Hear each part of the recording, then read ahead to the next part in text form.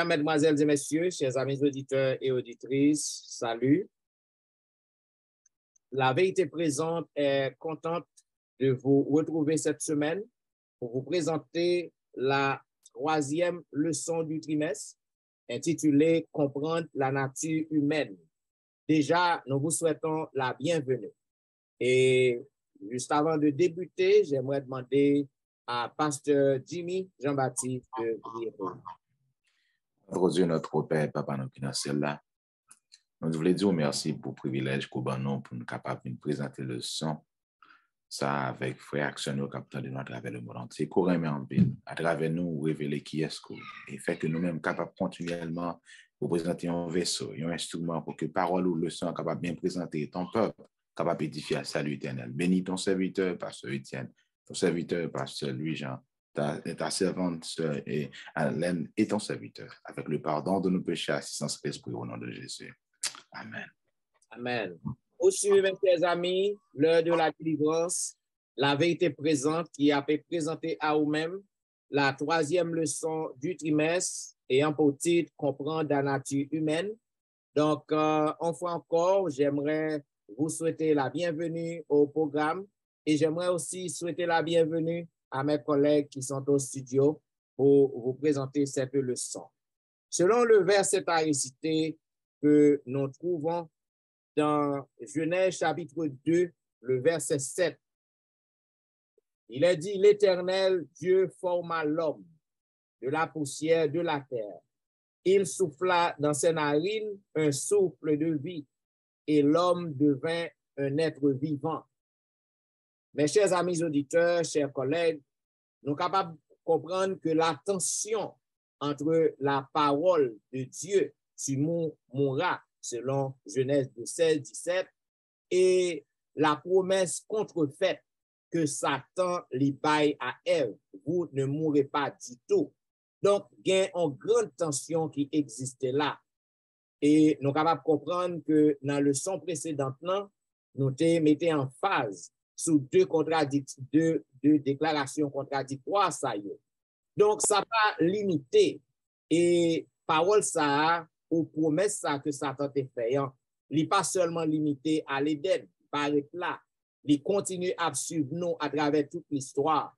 Il y a un pile monde qui a essayé pour qu'il soit capable d'harmoniser, pour qu'il soit capable d'essayer d'établir une relation entre les paroles de Satan avec les paroles de Dieu.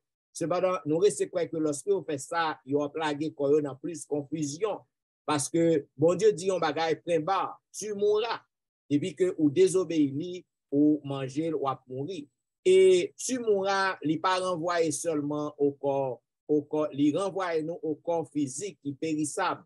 Tandis que promesse qui fait vous ne mourrez pas du tout, il fait allusion à l'âme immortelle, au esprit.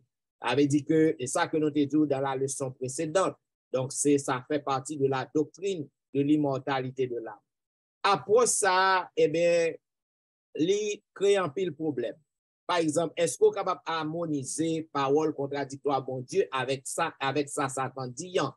Est-ce que vraiment il y a une âme ou un esprit immatériel qui suit un monde ou qui continue à vivre après la mort physique?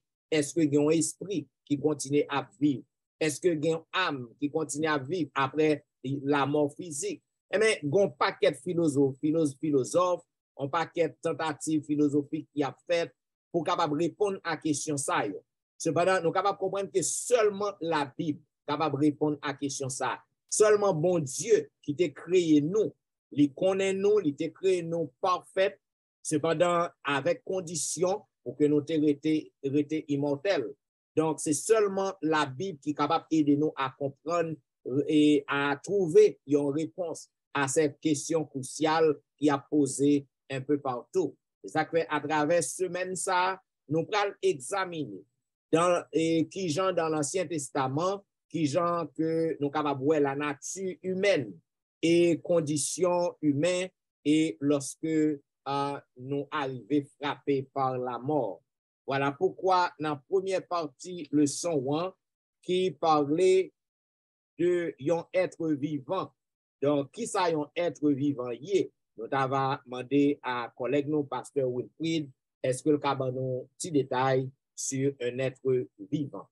Nous voulons saluer nos amis auditeurs, auditrices, spécialement, je veux saluer notre princesse Aléane, pasteur Jimmy et pasteur Jean-Michel Etienne. C'est un plaisir pour nous ensemble, pour nous capables de discuter les leçons, pour faire nous avec seuls.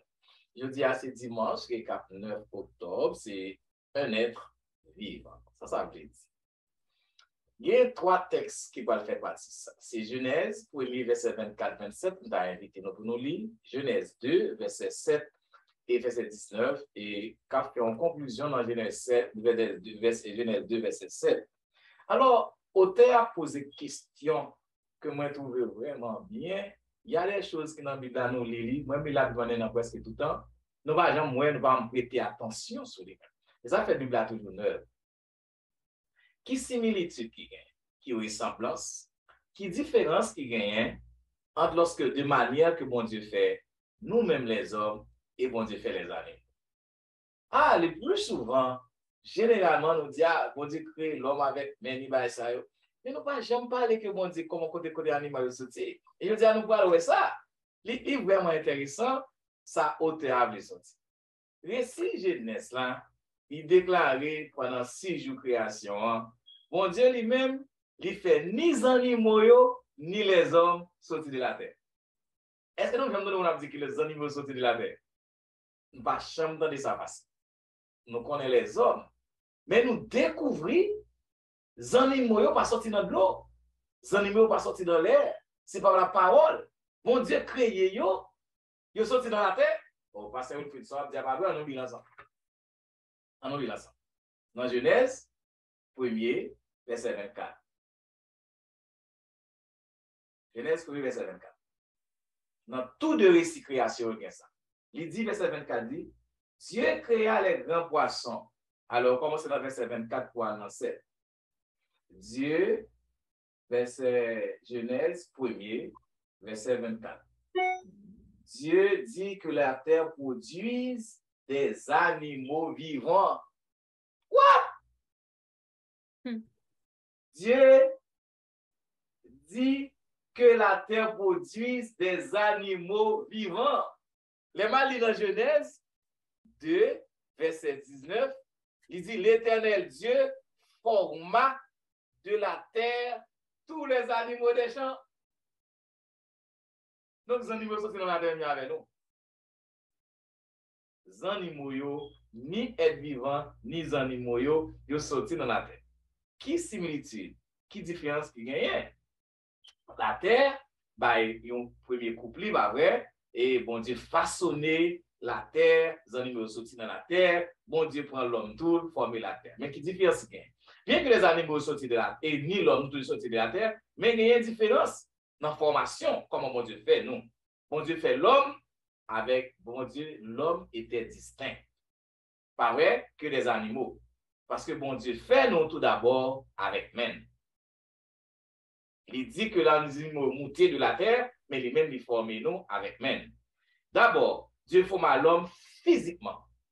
Bon Dieu bat nous un corps physique, et puis ça, bon Dieu fait, il prend souffle par lui, il mettait bouche dans bouche nous, dans nez nous, il soufflait. C'est à ce moment nous venons être humains. Et si ça passe à expliquer dans le semaine passée et le son jeudi, nous venons une âme vivante. Il dit 2 bagages ça sont seuls.